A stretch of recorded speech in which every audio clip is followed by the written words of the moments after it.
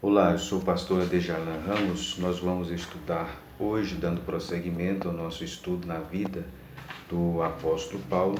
Nós vamos estudar a lição de número 9, Paulo e sua dedicação aos vocacionados. Bem, você pode ver que eu não estou muito bem, né? Está um pouco aqui inchado de um dente, né? Depois eu vou cuidar disso, por isso estou tendo talvez alguma dificuldade para falar. Mas vamos então à lição de número 9, Paulo e sua dedicação aos vocacionados.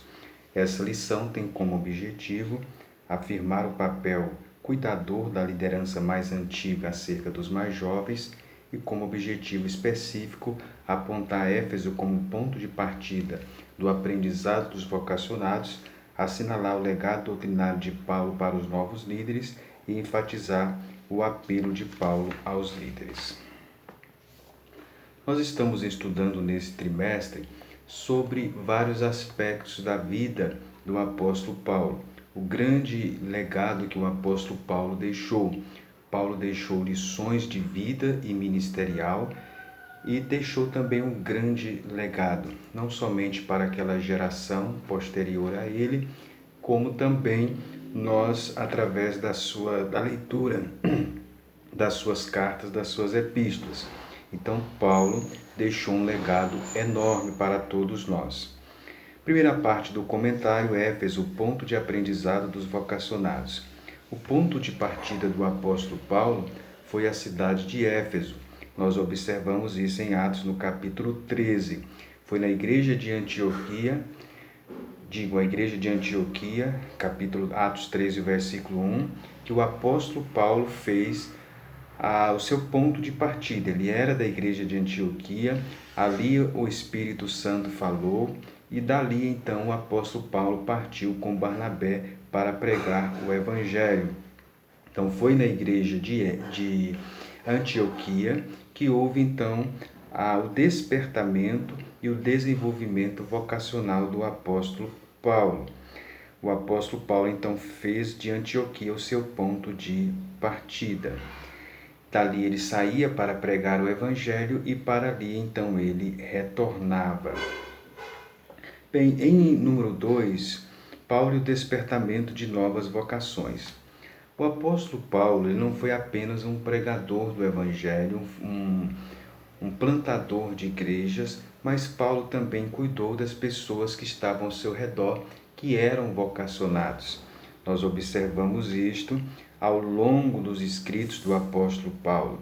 Paulo, ele cuidou da vocação, da formação de diversos obreiros.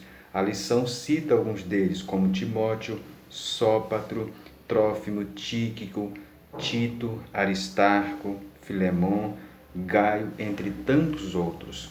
Observe então quantos colaboradores o apóstolo Paulo teve, como ele cuidou destes vocacionados. Paulo então não fazia carreira solo. Paulo sabia que ele necessitava de obreiros, de líderes, para dar continuidade à obra de pregação do Evangelho. Paulo foi também um mestre inspirado.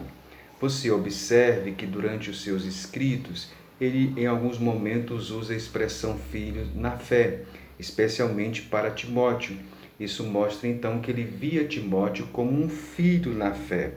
Isso mostra então que ele certamente inspirou Timóteo, ele cuidou de Timóteo, ele nutriu Timóteo no aspecto ministerial.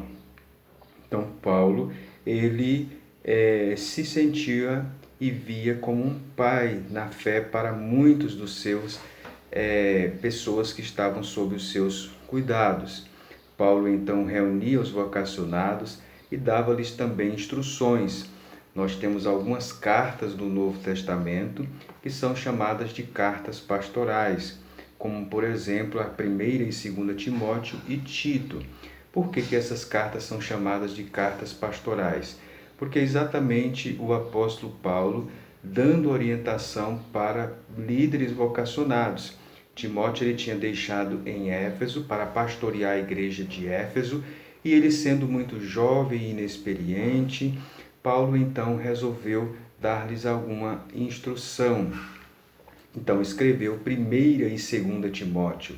É o cuidado do apóstolo Paulo para com seu filho na fé, que era então um vocacionado. Paulo deixou Tito na ilha de Creta e escreveu a carta a Tito também para dar orientações para Tito. Então isso mostra que o apóstolo Paulo ele tinha um cuidado não só com a constituição de pessoas para cuidar da igreja, como também da preparação então destas pessoas. Ele colocava a pessoa em um determinado lugar, um líder, ele estabelecia o líder num lugar, numa região, e depois lhes dava então instruções. Isso mostra então o cuidado que o apóstolo Paulo tinha com os líderes, com os vocacionados. Isso é muito importante para a igreja de hoje. A igreja precisa cuidar dos vocacionados. Estou falando dos verdadeiramente vocacionados. Porque a vocação deve pautar pelos princípios bíblicos. Talvez algumas pessoas nos dias de hoje, simplesmente atraídas pelo glamour da vida ministerial, entre aspas, eles então se sentem vocacionados, mas na realidade não têm a vocação bíblica. Então estamos falando da vocação verdadeiramente bíblica, do chamado de fato bíblico. Precisa a igreja cuidar desse chamado. Aqui entra o treinamento teológico, aqui entra o treinamento ministerial, aqui entra também estar ao lado de uma pessoa mais experiente, enfim. Então, que os líderes tenham visão acerca dos liderados no aspecto vocacional e que os vocacionados de fato possam ver a sua vocação numa perspectiva bíblica, que vejam a sua vocação como plataforma de trabalho e não como glamour de ostentação. Então o apóstolo Paulo fez da cidade de Éfeso uma espécie de ponto de aprendizado então dos vocacionados. Essa é a primeira parte então do nosso comentário. Você observe que o apóstolo Paulo nas cartas pastorais, ele dá orientações em vários sentidos. Ele dá orientação, por exemplo, sobre o cuidado pessoal que o líder deveria ter, cuida de ti mesmo. Ele dá orientação acerca do aspecto doutrinário, como pregar a palavra, como defender o evangelho, ter cuidado com os falsos mestres. Ele dá orientação também como escolher novos líderes na igreja, especialmente os presbíteros e os diáconos. Ele faz isso na carta de Timóteo e também na carta de Tito. Ele também dá orientações acerca de como proceder com os diversos relacionamentos na igreja. 1 Timóteo capítulo 5, ele dá orientação sobre também como não se envolver em relação às coisas materiais, no sentido de fazê-las como elemento fundamental para a sua vida. E aí nós já entramos então no tópico 2, o legado então doutrinário de Paulo para os novos líderes. Qual foi o grande legado, elemento conteúdo aqui do apóstolo Paulo para os seus líderes? Bem, o apóstolo Paulo deixou várias advertências. Dentre essas advertências está a advertência em relação aos judaizantes. Quem eram os judaizantes? Os judaizantes eram um grupo de pessoas, de judeus que se tornaram cristãos, mas que continuaram a ensinar e não aceitavam a liberdade cristã e continuaram a ensinar que o gentio deveria guardar a lei para ser salvo, com aqueles rituais como a circuncisão, guardar dias, enfim. Então, estes eram os judaizantes. Eles ensinavam que os gentios deveriam observar a lei mosaica, observassem a lei, guardar os sábados, os ritos, a circuncisão, datas, comidas, enfim. O apóstolo Paulo então dá orientação acerca dos judaizantes, especialmente na carta aos Gálatas, em Timóteo, e alguns momentos então do Novo Testamento, também na carta aos Filipenses. Bem, outro legado do apóstolo Paulo foi a advertência quanto aos gnósticos. O que eram os gnósticos? A palavra gnóstico vem da língua grega gnose, que quer dizer conhecimento. O gnosticismo foi uma heresia primitiva que ameaçou a igreja no período apostólico e pós-apostólico. O gnosticismo ensinava que eles eram portadores de uma gnose, de um conhecimento mais elevado. Então era uma mistura de judaísmo, de cristianismo, de filosofia e de paganismo. Então, no bojo doutrinário do gnosticismo, tem elementos judaicos, tem elementos de ensino cristão, filosóficos e também pagãos. Juntou tudo isto e saiu então o gnosticismo. Dentre os ensinos deles, dentro de uma perspectiva ou de um viés filosófico, eles criam uma espécie de dualismo grego. Eles então faziam uma distinção entre o espírito e o corpo, ensinavam que o corpo é matéria imprestável e que o espírito era mais importante do que o corpo. Isso resultou então, por um lado, na banalização então da graça de Deus, dizendo então que eles poderiam praticar o que queriam então com o corpo, que isso não afetaria o espírito. E, por outro lado, ensinou também uma prática ascética, que deveriam então maltratar o corpo, pois o corpo era uma espécie de aprisionamento da alma ou do espírito. Então, este ensino, esse elemento filosófico do gnosticismo, ele gerou essas duas vertentes distorcidas de ensino, que por um lado então poderiam fazer o que quisessem com o corpo que não afetaria o espírito, e por outro lado, sendo o corpo um aprisionamento do espírito, deveria maltratá-lo, para que assim ele desse liberdade então para o espírito. O apóstolo Paulo, ele condena essas duas vertentes. Ele condena a vertente que pode fazer o que quer com o corpo que não afeta o espírito, ensinando acerca da santificação, como na carta aos Tessalonicenses e em outros momentos também do Novo Testamento. Ele ensina que não se deve maltratar o corpo, a abstinência de alguns elementos da vida física. Paulo combate, especialmente na carta de Timóteo, como eles proibiam o casamento e outras práticas, ou as práticas sexuais, como Paulo então fala em 1 Coríntios, no capítulo 7. Então, Paulo combate as duas vertentes do gnosticismo dentro do aspecto filosófico. Bem, então, um legado do apóstolo Paulo em relação a advertências quanto aos judaizantes e quanto ao gnosticismo. O apóstolo Paulo também deixou como grande legado um compromisso que ele tinha com o Senhor. Ele, na despedida que ele fez dos obreiros em Éfeso, ele os advertiu a ter cuidado com os lobos devoradores. Ele demonstrou nas suas epístolas o amor cristão, o cuidado que ele tinha com as igrejas. Mesmo ele estando preso na cadeia, ele tinha uma preocupação pastoral. Você vê isto na epístola aos Efésios, Filipenses, Colossenses, Filemon, que são chamadas as epístolas então da prisão. Paulo então, ele tinha um compromisso muito grande com o Senhor. Ele procurava viver de forma coerente entre aquilo que ele ensinava e aquilo que ele praticava. Em terceiro lugar, Paulo apela aos líderes. Em Atos, no capítulo 20, o versículo 24, Paulo fala sobre o desprendimento do obreiro para realizar a obra de Deus.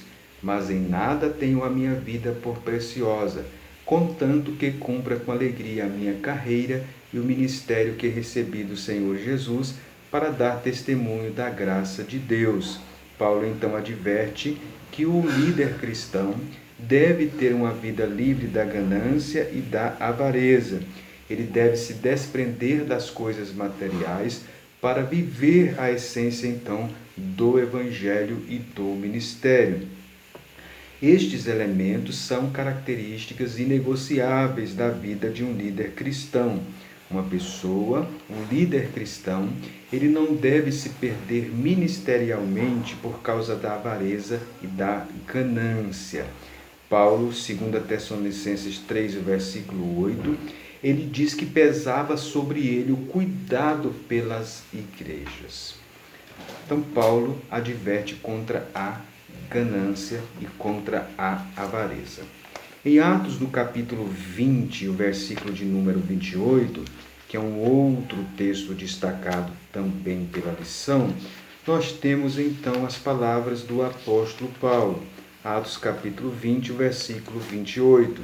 Atendei por vós e por todo o rebanho, sobre o qual o Espírito Santo vos constituiu bispos, para pastoreardes a igreja de Deus, a qual ele comprou com o seu próprio sangue. Veja então nesse texto o apóstolo Paulo falando então, olhai por vós mesmos. Ele está falando sobre o cuidado pessoal que o líder cristão deveria ter. Ele não deveria ter um cuidado apenas com as igrejas, mas também e acima de tudo, um cuidado com ele mesmo. Na caminhada ministerial, o obreiro deve atentar para isso, que ele não é um super-homem, né? Que ele não é intocável pelas circunstâncias externas. Nós vivemos numa dimensão física e nós estamos então sujeitos às circunstâncias externas que podem também nos afetar. É por isso então que o apóstolo está falando para ter cuidado consigo mesmo. Este cuidado consigo mesmo inclui o cuidado com a saúde física, emocional e espiritual. O obreiro deve cuidar disso. Quantos que cuidam apenas da sua vida ministerial e não cuidam da sua vida pessoal e especialmente da sua saúde? Em terceiro lugar, Paulo adverte sobre a ameaça dos lobos cruéis. Em Atos capítulo 20, versículo 29 e 30, ele diz que iria surgir lobos cruéis, que não iria perdoar o rebanho.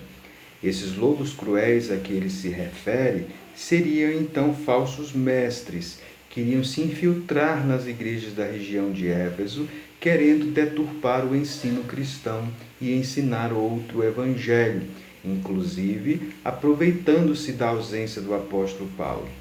Paulo, então, já prevendo isto, ele adverte os presbíteros da igreja de Éfeso, a liderança da igreja de Éfeso, a ter cuidado com esses lobos cruéis. Esses lobos cruéis eram destituídos de amor, de sentimento cristão e também de ortodoxia bíblica.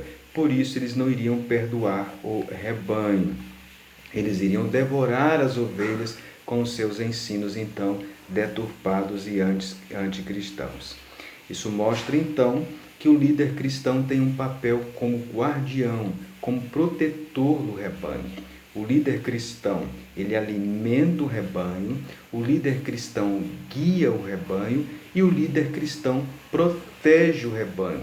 Então, uma das funções do líder cristão é proteger o rebanho. Proteger, então, no sentido de orientá-los acerca dos falsos ensinos, especialmente nos dias em que nós estamos vivendo. Isso é atualíssimo. Os ensinos deturpados estão em toda parte, especialmente na internet, dentro desse contexto de mídias sociais que nós estamos vivendo. As pessoas e as ovelhas estão mais vulneráveis aos ensinos falsos. Por isso, cabe ao líder cristão, então, ensinar e guardar as ovelhas e proteger as ovelhas dos falsos ensinos.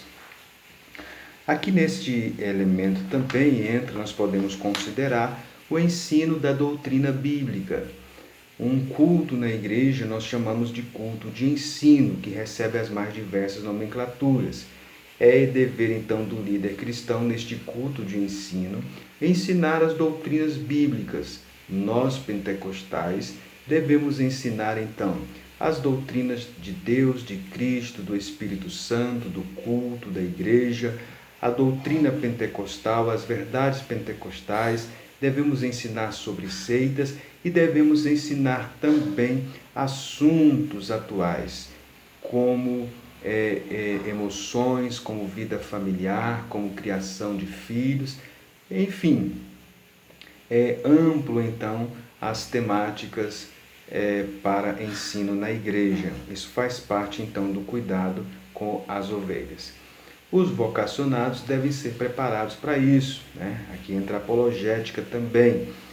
a apologética, a defesa da fé cristã diante dos ataques que recebe. Bem, então o apóstolo Paulo deixou um grande legado. Paulo, então, cuidava dos vocacionados. Como é que nós estamos cuidando dos vocacionados? A igreja tem uma preocupação com os vocacionados de fato? Quem são de fato os vocacionados?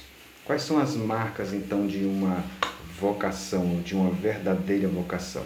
Nós já estudamos isso na lição 4. Nós temos um vídeo aqui no canal, você pode buscar a lição de número 4, em que nós tratamos, então, especificamente sobre a vocação.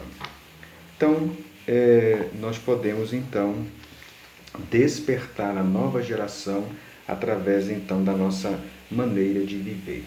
Como é que você está despertando novas vocações? Como é que você está deixando uma herança doutrinária para aqueles que estão ou que vão lhe suceder? É tempo de nós desenvolvermos novas vocações. Por melhor que nós sejamos, um dia nós vamos passar. Como será a nova geração de obreiros? Então, a preocupação na passagem do bastão, dos vocacionados da próxima geração, que vão exercer, como será a liderança na próxima geração. Então, esta é a lição de número 9. Que você, caro professor, aproveite esta lição para realçar estas verdades. Se atenha ao tema. Apresente o apóstolo Paulo como um líder que cuidava, então, dos vocacionados.